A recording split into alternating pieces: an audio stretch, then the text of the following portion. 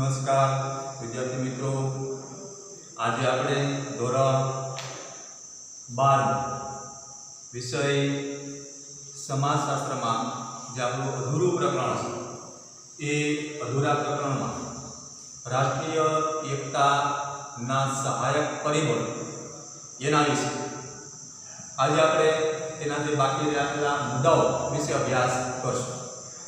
प्रकरण 1 में अपनी विविधता वैविध्य और एनी अंदर रहेली आपणी राष्ट्रीय एकता। राष्ट्रीय एकता ना सहायक परिबळो कया ए गया तासमां आपणे थोड़ा जोया था। छेल्ले आपणे नागरिकनी फरजो एना विषे गया सप्ताहमां गया तासमां आपणे जोयुं तो के आपणी કેટલી फरजो छे ते सुनिश्चितपणे आपणी फरजो अदा करवी जोईए, जेवी के सार्वभौमत्व, अपनी राष्ट्रीय एकता है, दरेक नागरिके समानपणे पोतानी फरजो ए अदा करवी जोईए। आपला राष्ट्रगीत के राष्ट्र ध्वजनु सन्मान करो, एनो आदर जाळवो ए अपना दरेक नागरिकनी फरज बनी जाए। आ बधी ज अपनी फरजों छे। प्रादेशिक भाषा धर्म दरेक बाबते दरेकनो आदरपूर्वक सन्मान करवुं अपनी आ राष्ट्रीय एकता और राष्ट्रीय एकता ना एक भागरूपे भारतना नागरिक होवा ना नाते अपनी आ फरजों बनी जाए छे। ए फरजो सुनिश्चित पण आपणे निभावी जोईए। कोईपण जातना भेदभाव वगर दरेक व्यक्तिनी साथे आपणुं सुयोग्य वर्तन होवुं जोईए। दरेकने समानपणे आदर आपवो जोईए। आपणी एक राष्ट्रीय फरज राष्ट्रीय संपत्ति ने जाळवी राखवी, क्यारे पण नुकसान न करवुं। पछी शैक्षणिक संस्था होय, पर्यावरण होय, आरोग्य होय के कायदो होय, कानून होय, आ बधा ज नियमोनुं संपूर्णपणे पालन करी અને આપણે આપણું વ્યક્તિગત જીવન એ જીવવું જોઈએ એક દેશના નાગરિક તરીકે। આ બધી આપણી ફરજો છે એનું પાલન કરવું જોઈએ। એ મુદ્દો આપણે આગળ શીખ્યા। હવે એના પછીના આ પ્રકરણમાં જે મુદ્દાઓ છે, આપણા છેલ્લા મુદ્દાઓ છે, આ પ્રકરણ આપણે પૂર્ણ થશે। આ મુદ્દાઓ પૂરા કરશું। હવે એમાં સમાજશાસ્ત્રમાં પહેલું પ્રકરણ છે, એમાં આગળની બધી જ વાત આપણે શીખી ગયા છે। હવે એમાં માત્ર જે राष्ट्रीय एकता एनी व्याख्याओं पर आपणे शीखी गया छे। एना सहायक परिबळोमां छेल्ले आपणे वात करी एनी आपणी फरजो। हवे एना पछी राष्ट्रीय एकतामां कायदाओ केवी रीते सहायक बने छे ते राष्ट्रीय एकताना सहायक परिबळ। राष्ट्रीय एकताना सहायक परिबळोमां हवे पछीनो आपणो जे मुद्दो छे के नागरिकनी फरजो एमां तमे बात करी राष्ट्र ने वफादारी संपूर्णपणे राष्ट्र साथे आपणे नागरिक छे। भारत में रहीए छे, आपણા देशना आपणे नागरिक छे। राष्ट्रनी नागरिकता आपणे संपूर्णपणे अबाधित राखવી અને એના પ્રત્યે સંપૂર્ણ વફાદારી આપણી નૈતિક ફરજ। આપણે આ નૈતિક ફરજની ક્યારેય ચૂકવી ન જોઈએ। આ આપણી ફરજની અંદર આવે છે। राष्ट्र में वफादारी, राष्ट्रगीत, राष्ट्रध्वज और सार्वभौमत्व आ आपणी फरजो छे। एना पछीनो मुद्दो छे ए कायदाओ छे के कायदाओ छे ए आपणा देशमां रहेता तमाम लोकोने एक सूत्रतामां बांधी दे छे। कायदाओ दरेक व्यक्ति माटे समान छे, એટલા માટે રાષ્ટ્રીય એકતાનો એક સહાયક પરિબળ છે કાયદો। कायदो सहायक परिबळ छे शा माटे?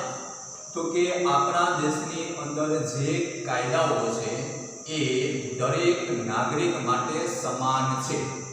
एमां क्यारे प्रदेश, भाषा, धर्म, जाति एवो कोईपण पक्षपात के कोईपण भेदभाव होतो नथी। कायदो समान, दरेक नागरिक माटे कायदो छे समान छे। એટલે એ સમાન કાયદો છે એટલા માટે એ રાષ્ટ્રીય એકતાનો પ્રતીક છે।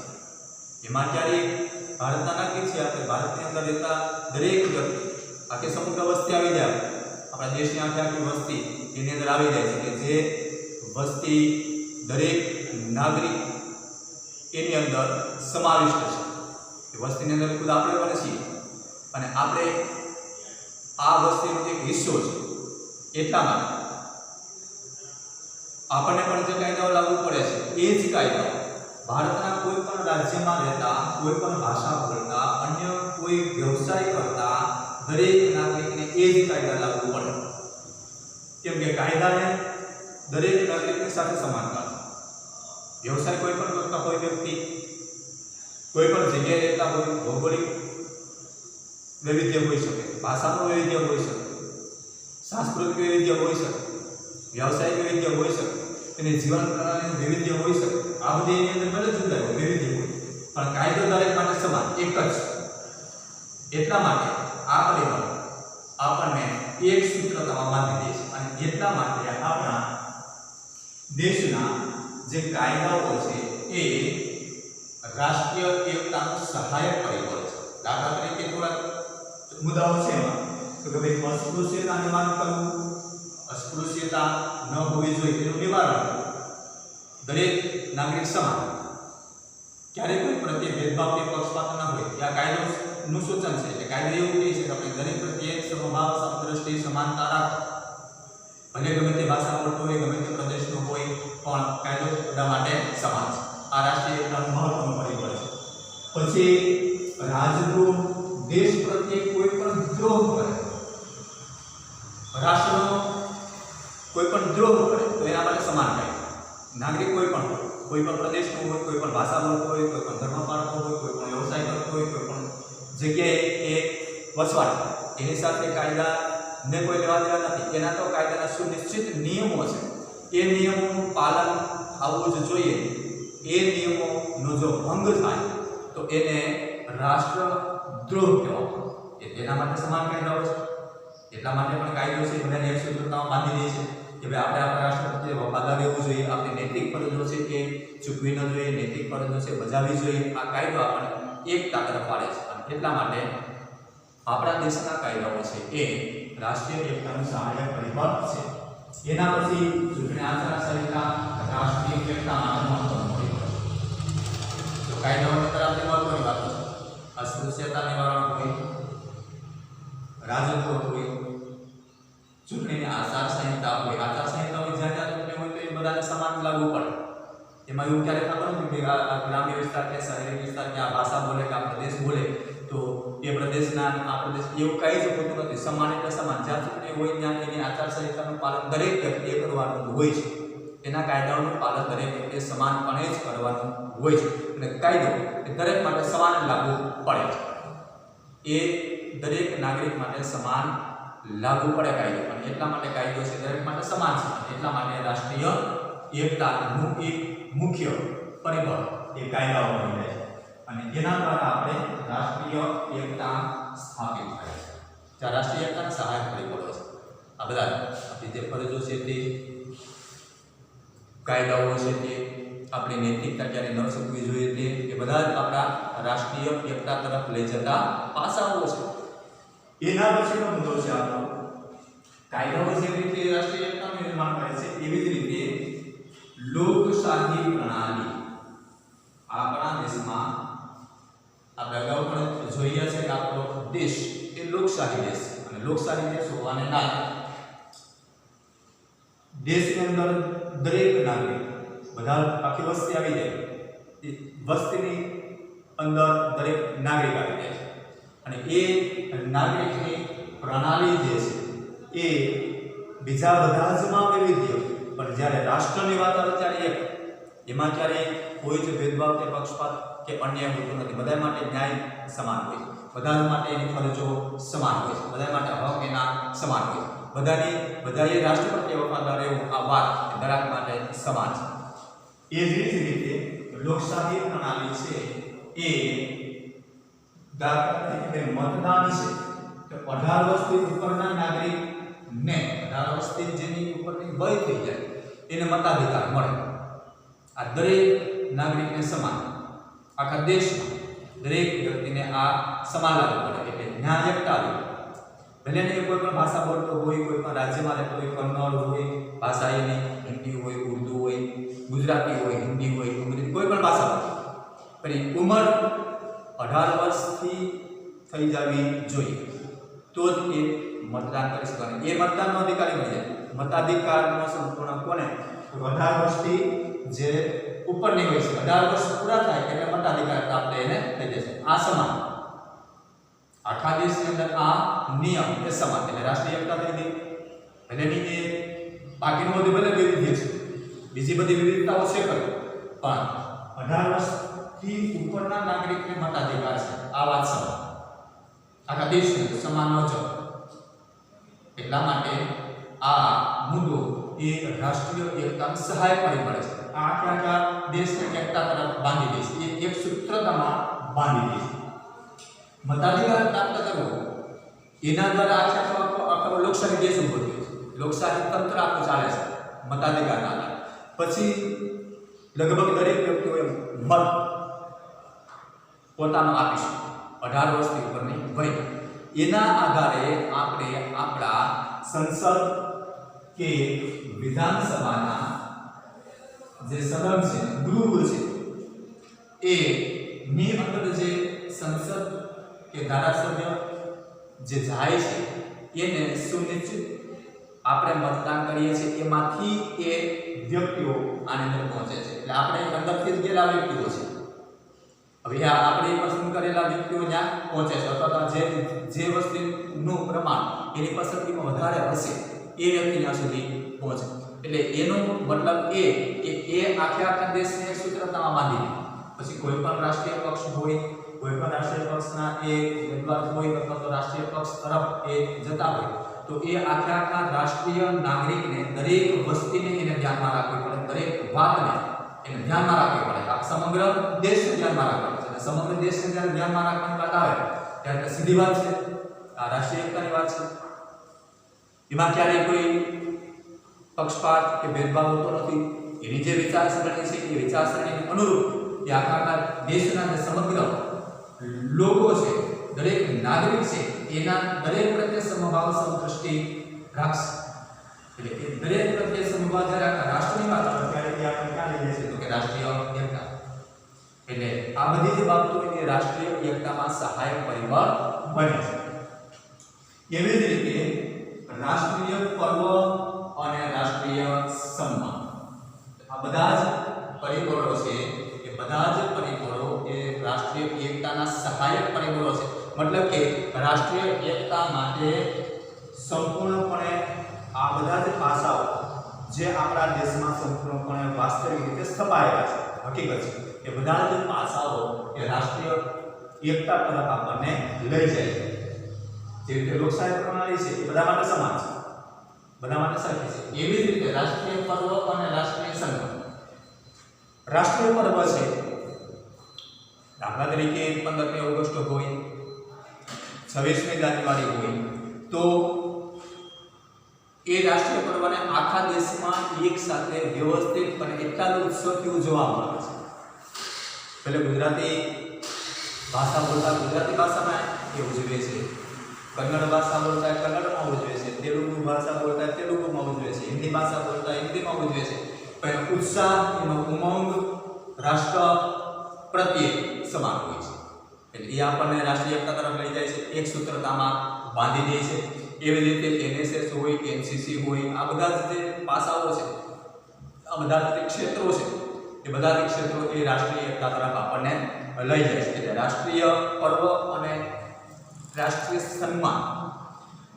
જો રાષ્ટ્રીય સન્માન છે, બરાબર યાદ રાખજો, પરીક્ષામાં પૂછાયેલો પ્રશ્ન છે. રાષ્ટ્રીય સન્માન દરેક ક્ષેત્રની અંદર આપવામાં આવે. સૈનિકથી માંડી પછી પરમવીર ચક્ર હોય, વીર ચક્ર હોય, એવી રીતે સેનાઓની અંદર, ફૌજીની અંદર જે આપણા સૈનિકો છે એમાં એને પણ સન્માન આપવામાં આવે કે જે પોતાની ઉચ્ચ કક્ષાની કામગીરી અદા કરતા હોય એ પ્રમાણે એને સન્માનિત કરવામાં આવે છે. આ સન્માન એને રાષ્ટ્રીય સ્તરે આપવામાં આવે છે. એવી જ રીતે કોઈ ખેલાડી સારું રમતો હોય તો એ ખેલાડીને જે સન્માન આપવામાં આવે છે, એ ખેલાડીને જે સન્માન પ્રાપ્ત થાય છે એ રાષ્ટ્રીય સન્માન છે. આ બધા જે સન્માન એ કોઈ સાહિત્યકાર સારો હોય तो साहित्यकार के सारो होय छे तो ए साहित्य ए एवुं लख्युं के आखे राष्ट्रने एक सूत्रतामां बांधी दे छे दरेक नागरिकने एमांथी सुसभ्यता मळती होय छे, सारा संस्कार मळता होय छे, सुविचारो मळता होय छे। तो ए साहित्यकारने पण राष्ट्रीय सम्मानितथी सन्मान करवामां ए राष्ट्रीय सन्मान आवुं शा माटे तो के कोईपण प्रदेशमांथी व्यक्ति होय छे आपणा सैनिक छे दाखला तरीके तो ए कोईपण प्रदेशमांथी कोईपण राज्यनो कोईपण भाषा बोलतो कोईपण धर्मनो होय एने ए सन्मानने पात्र छे એટલે રાષ્ટ્રીય સન્માન એને પ્રાપ્ત થાય છે। હવે એવા સન્માન છે હવે આ એને રાષ્ટ્રીય સન્માન કહેવાય। હવે આવા રાષ્ટ્રીય સન્માન અભ્યાસનું ક્ષેત્ર હોય, રમતગમતનું ક્ષેત્ર હોય, સૈનિકનું ક્ષેત્ર હોય, લોક સાહિત્યનું ક્ષેત્ર હોય, સૈનિક પરેડ શાળા કોલેજો આ બધાની અંદર એવોર્ડ પ્રાપ્ત થાય છે। શ્રેષ્ઠ કામગીરી બદલ એને એવોર્ડ આપવામાં આવે છે। એ એવોર્ડનું પ્રતીક શું છે तो કે એ રાષ્ટ્રીય એકતા તરફ આપણે લઈ જાય છે। આખા દેશમાં ઘણી વખત આપણે જોઈએ છીએ સ્પષ્ટ નિહાળીએ છીએ કે આપણા દેશની જો ટીમ જીતે રમતગમતમાં તો આખો દેશ ઉલ્લાસ મનાવે છે। આ રાષ્ટ્રીય એકતા છે। આ તો સીધી સરળ વાત છે, આપણે જોયેલું છે, નિહાળેલું છે કે ભાઈ આપણા દેશની પછી હોકીની ટીમ હોય કે ક્રિકેટની ટીમ હોય કે વોલીબોલની ટીમ હોય કે ખોખોની રમતગમતની કોઈ પણ ટીમ હોય, આપણા સૈનિક હોય અને એ સૈનિકની બહાદુરી એ શ્રેષ્ઠ કામગીરી કરે તો આખા દેશ એ આનંદ વિભોર બની જાય છે। આ રાષ્ટ્રીય એકતાનું પ્રતીક છે। એટલે એ આપણા રાષ્ટ્રીય એકતાના મૂળ પ્રતિનિધિઓ છે અને એ રાષ્ટ્રીય એકતા તરફ આપણને લઈ જાય છે। એમાંથી આપણે રાષ્ટ્રીય એકતા એ નિર્માણ થાય છે। એટલે રાષ્ટ્રીય એકતામાં આ બધા પરિબળો એ સહાયક પરિબળો છે। રાષ્ટ્રીય સન્માન છે એ રાષ્ટ્રીય સન્માન આપવામાં આવે એ કાંઈ એમાં કોઈ પક્ષપાત કે ભેદભાવ હોતો નથી કે આ રાજ્યના છે તેને એવોર્ડ આપવો, આ ભાષા બોલે છે તેને એવોર્ડ આપવો, તેની સાથે કોઈ જ નિસ્બત નથી। શ્રેષ્ઠ જેની જે કામગીરી છે એને સાહિત્યનું ક્ષેત્ર હોય, રમતગમતનું ક્ષેત્ર હોય, ફિલ્મ ઇન્ડસ્ટ્રીનું ક્ષેત્ર હોય, ચક્ર કે આ સૈનિકોનું જે ક્ષેત્ર છે, ફૌજીનું જે ક્ષેત્ર છે એ ક્ષેત્ર આવા બધા જ છે। કાયદાનું ક્ષેત્ર છે, કાનૂનનું ક્ષેત્ર છે, પોલીસ અધિકારીઓનું ક્ષેત્ર છે, વિભાગ છે, આ બધા જ વિભાગોની અંદર જુદા જુદા એવોર્ડ આપવામાં આવે છે। એ બધા જ એવોર્ડ ભારત રત્ન, પદ્મશ્રી, પદ્મભૂષણ, પદ્મવિભૂષણ આવા કેટલા બધા એવોર્ડ કેટલા બધા ક્ષેત્રની અંદર આપવામાં આવે છે। હવે રમતગમત હોય દાખલા તરીકે તો ધ્યાનચંદ એવોર્ડ તેને આપવામાં આવે, સાહિત્ય હોય, કલા ક્ષેત્ર હોય તો એને જુદા જુદા એવોર્ડ આપવામાં આવે। હવે એવોર્ડ આપવામાં આવે છે આખા દેશને અનુલક્ષીને આપવામાં આવે છે।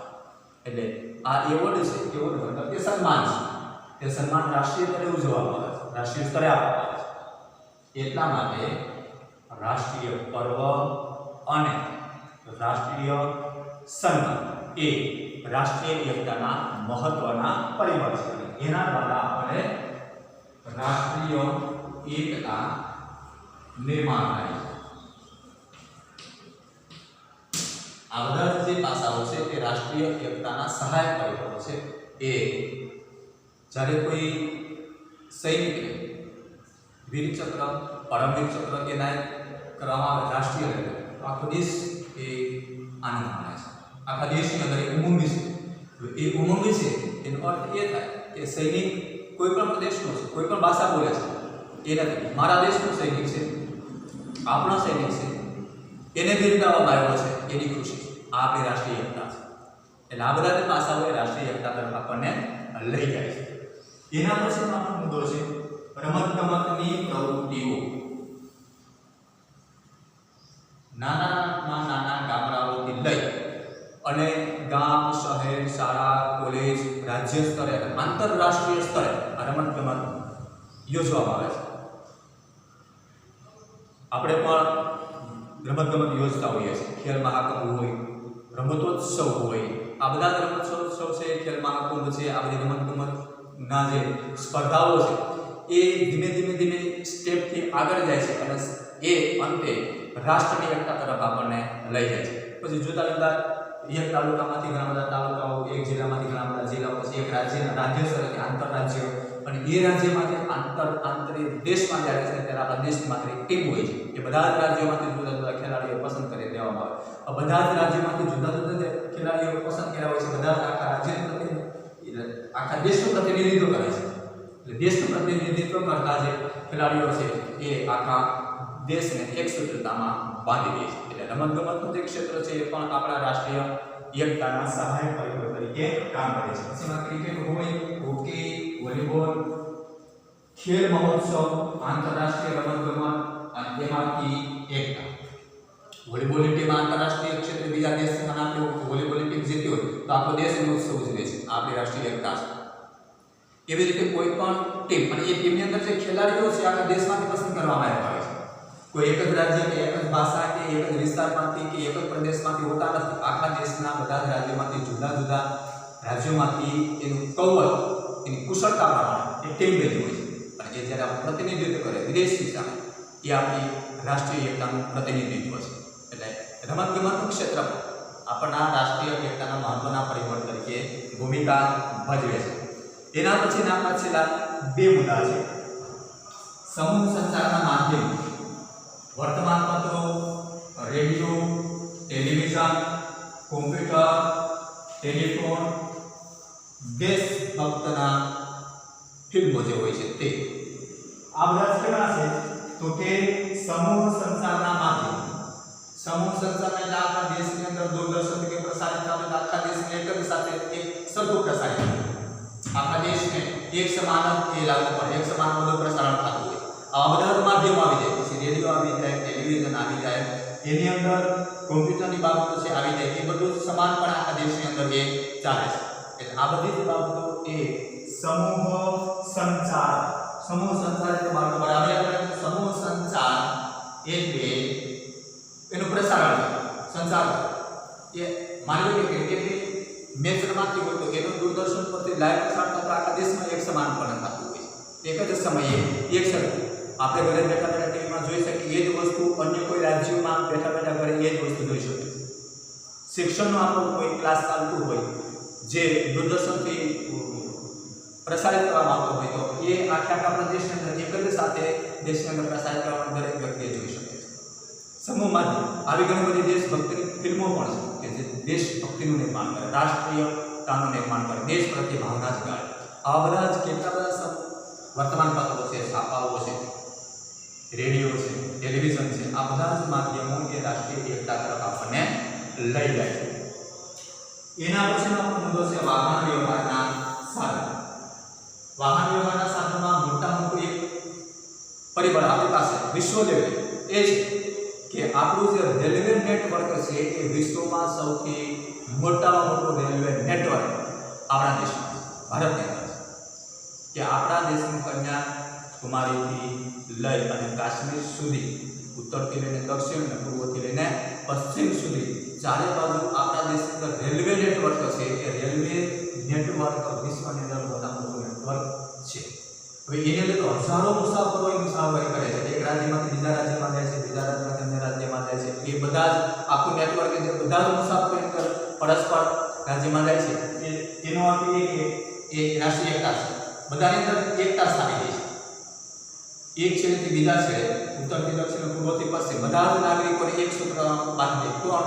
વાહન વ્યવહાર, પછી બસ હોય, ટ્રેન હોય, રોડ ઉપર ચાલતા દરેક વાહનો એક જગ્યાએથી બીજી જગ્યાએ સ્થળાંતર કરે એટલે એક સૂત્રતામાં બધા જને બાંધી દે છે। આ મુદ્દો આપણા સમૂહ માધ્યમની અંદર આપણી રાષ્ટ્રીય એકતા અંદર મુખ્ય પરિબળ, મુખ્ય ભૂમિકા ભજવે છે એ વાહન વ્યવહારથી આખા દેશને એક કરી દે છે, એક સૂત્રતામાં બાંધી દે છે। એના પછીનો આપણો જે છેલ્લો મુદ્દો છે પરસ્પર અવલંબન અને સંયોગીકરણ। હવે પરસ્પર અવલંબન અને સંયોગીકરણ એટલે વ્યવસાયિકના કારણે આપણે એક સ્થળેથી બીજા સ્થળે જતા હોઈએ।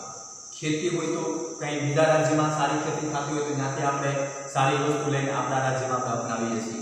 ઉદ્યોગ સારા હોય તો એ ઉદ્યોગને બીજા રાજ્યમાંથી જોઈને આપણે આપણા રાજ્યમાં ઉદ્યોગની સ્થાપના કરીએ છીએ, અથવા તો આપણા રાજ્યમાં કોઈ સારો ઉદ્યોગ હોય તો અન્ય રાજ્યમાં એ ઉદ્યોગ સ્થાપવામાં આવે છે। આ બધા જ પરસ્પર જે આંતર રાજ્યના જે ક્ષેત્રો છે એનાથી આપણે રાષ્ટ્રીય એકતા નિર્માણ થાય છે। એટલે એ પણ મહત્વનો મુદ્દો આપણા માટે છે કે રાષ્ટ્રીય એકતા માટે પરસ્પર અવલંબન, એક જગ્યાએથી બીજી જગ્યાએ જવું, સ્થળાંતર કરવું, એમાં વ્યવસાય પણ આવી જાય, ખેતી પણ આવી જાય, ઉદ્યોગ પણ આવી જાય, વ્યવસાયિક સેવાઓ પણ આવી જાય। જોતા હોઈએ છીએ કે આપણે અન્ય કોઈ જગ્યાએ બેંકમાંથી જઈએ કોઈ કામ વગર તો એને હિન્દી ભાષા બોલતા કર્મચારીઓ હોય છે, મતલબ એ ગુજરાતના નથી, એ અન્ય કોઈ રાજ્યના નથી, પણ છે આપણા દેશના, એ વ્યવસાયિક ક્ષેત્રે અહીંયા આવ્યા છે, એની સર્વિસ માટે એ અહીંયા આવ્યા છે. તો આ આપણી રાષ્ટ્રીય એકતા છે. ધીમે ધીમે તે આપણા દેશના નાગરિક છે, આપણે એની સાથે હળી મળી. એવી જ રીતે ગુજરાતી બોલતા કેટલાક વ્યક્તિઓ પોતાની વ્યવસાયના કારણે અન્ય રાજ્યોમાં પણ જાય છે. એટલે આ બધી જ પરસ્પર અવલંબન આખા દેશની અંદર આ બધું અવલંબન છે. એટલા માટે આ મુદ્દો પર આપણા રાષ્ટ્રીય એકતાના મુખ્ય સહાયક પરિબળ તરીકે પણ કામ કરે છે. પરસ્પર અવલંબન અને સંયોગીકરણ, બધાનું સંયોગ કરવું અને પરસ્પર અવલંબન કરવું. આ બધા મુદ્દાઓ નાગરિક ફરજો, કાયદાઓ, લોકશાહી પ્રણાલી, રાષ્ટ્રીય પર્વ અને રાષ્ટ્રીય સન્માન, રમતગમતની પ્રવૃત્તિઓ, સમૂહ સંચારના માધ્યમો, વાહન વ્યવહાર અને પરસ્પર અવલંબન અને સંયોગીકરણ, આ બધી બાબતો છે એ આપણા દેશના દરેક નાગરિકને એક સૂત્રતાની અંદર બાંધી દે છે. અને એટલા માટે આપણો દેશ એ અખંડિતતા, સાર્વભૌમત્વ અને એકતા તરફ વળી જાય છે. આ છે રાષ્ટ્રીય એકતા. આ બધા જ પાસાઓ, બધા જ પરિબળો આપણે રાષ્ટ્રીય એકતા તરીકે મહત્વની ભૂમિકા ભજવે છે. અહીંયા આપણું પ્રકરણ પૂર્ણ થાય છે. ભારતનું વસ્તી વૈવિધ્ય, એની વિવિધતાઓ અને એ વિવિધતાની અંદર રહેલી આપણી રાષ્ટ્રીય એકતા. આ પ્રકરણ પૂરું કરી હવે પછી આવતા તાસને આપણે પ્રકરણ 2 થી શરૂ કરશું. આ બધા જ મુદ્દાઓ એ ધ્યાનમાં રાખી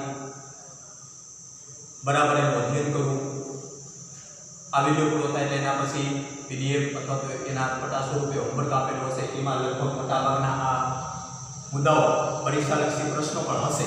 એ તમારે તમારી નોટમાં ઉતારી લેવાના, જેથી કરીને તમે ઘરે અધ્યયન કરી શકો, અભ્યાસ કરી શકો અને પરીક્ષાલક્ષી તૈયારી કરી શકો. એ હોમવર્ક તમારે વ્યવસ્થિત તમારી નોટબુકમાં ઉતારી લેવું. આજનો આ તાસ અહીંયા આપણે પૂર્ણ કરીએ છીએ. બસ.